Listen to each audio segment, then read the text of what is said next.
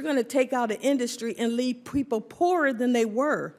Poverty causes the worst health care in this country.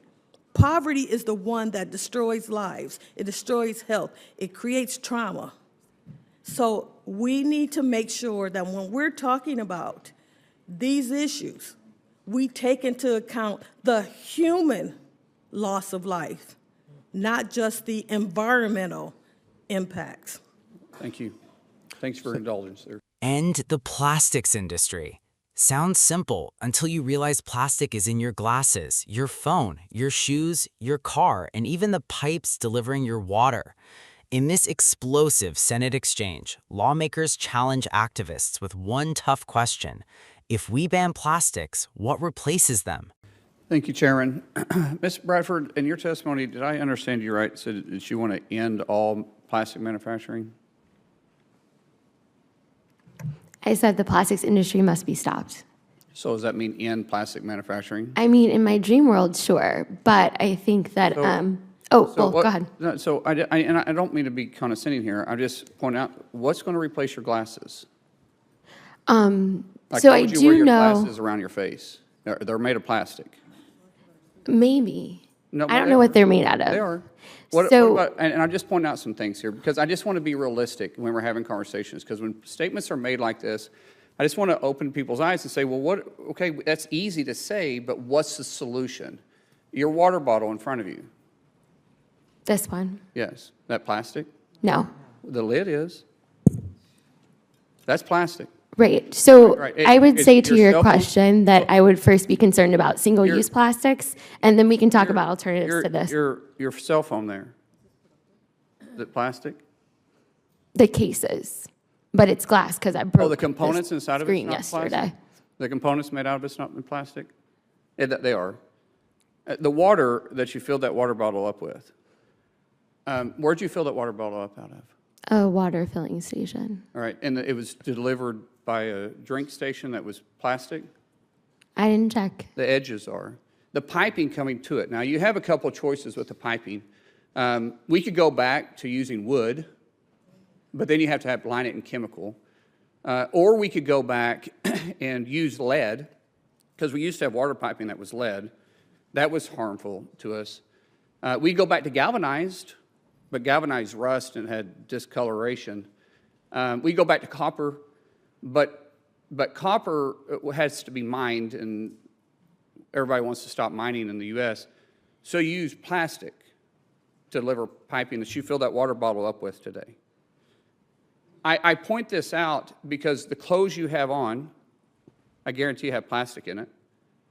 The shoes you have on your feet, the soles of those shoes are plastic.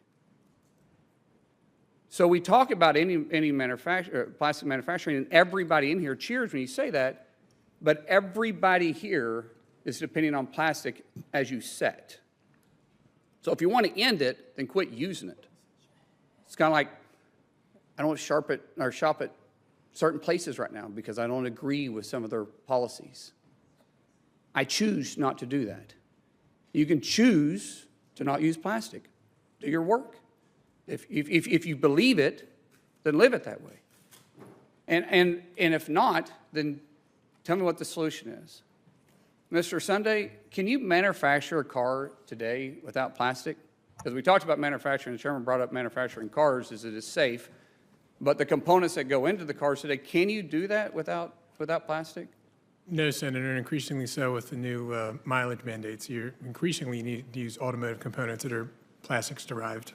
So we wouldn't have manufacturing, today's modern manufacturing, if we didn't have plastics, correct? Correct. Ms. Jackson, do you agree with that statement? Yes. So what's the alternative for manufacturing? Because the Democrats talk about middle-class wages. Middle-class wages typically come directly from manufacturing. What is it that we're manufacturing that doesn't have plastic in it today? Nothing, and you know what? It would increase the cost of everything if we turn to an alternative, and it would disproportionately impact low-income people who have lower incomes. It would be another regressive tax on the poor. So according to your testimony, Ms. Jackson, It sounds like you're saying that the environmental justice agenda does more harm than good for low-income families. Is that correct? Yes, and I have the unique opportunity to see both sides when the industry comes in the area and when it doesn't. As an auditor, I worked on Nissan North America. Nissan North America moved to Smyrna, Tennessee, where it built the largest automotive manufacturing plants, and the transformation was astonishing. I mean, it went from a community that was poor to a community that U.S. World News Wow. voted one of the top 10 places to retire. You had poor people in areas that were poor that became middle class. You had middle class people that became upper middle class, and a lot of upper middle class people that became affluent. They have attractions, they have amenities, they have housing, affordability. I mean, the amount of prosperity in that area has resonated out 3 counties. I've also had the opportunity to see when an industrial, and that wouldn't happen if you don't have an industrial complex moving into the area where you're talking about high economics. I've also seen the other side where all of a sudden you have deteriorating buildings, empty storefronts, dilapidated housing, people standing on street corner housing, that families that are broken. So we need to balance the fact that people's lives need economic upward mobility. And we can't just say, we're going to take out an industry and leave people poorer than they were. Poverty causes the worst health care in this country. Poverty is the one that destroys lives. It destroys health. It creates trauma. So we need to make sure that when we're talking about these issues, we take into account the human loss of life, not just the environmental impacts. Thank you.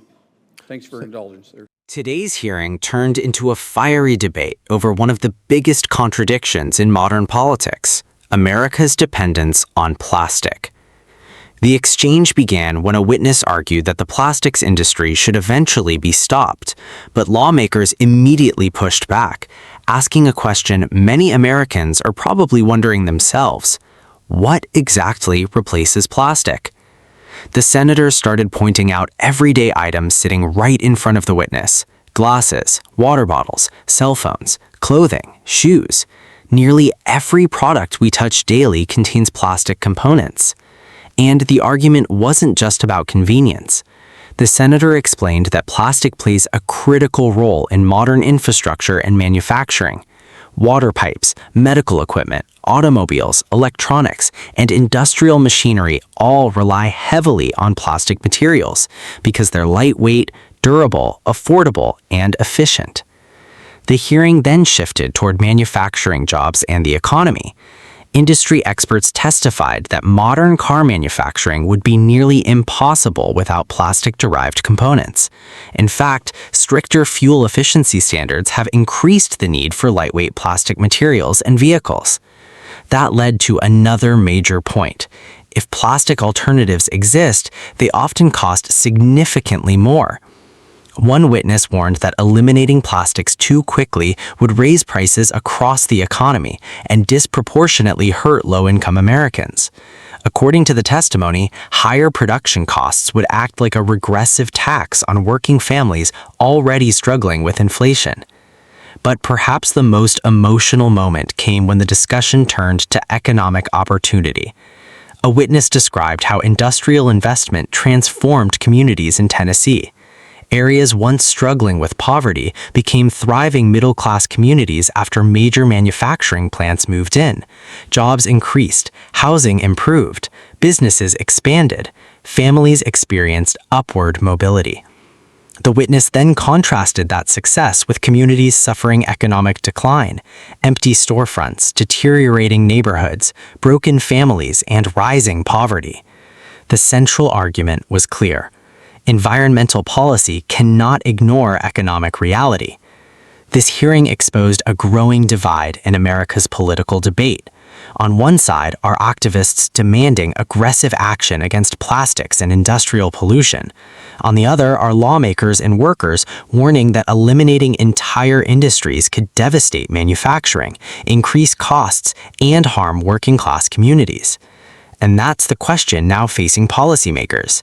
Can America reduce environmental harm without destroying the industries and jobs millions of people depend on? Because, as this hearing made painfully clear, modern life is built on plastic, and replacing it may be far more complicated than many politicians are willing to admit.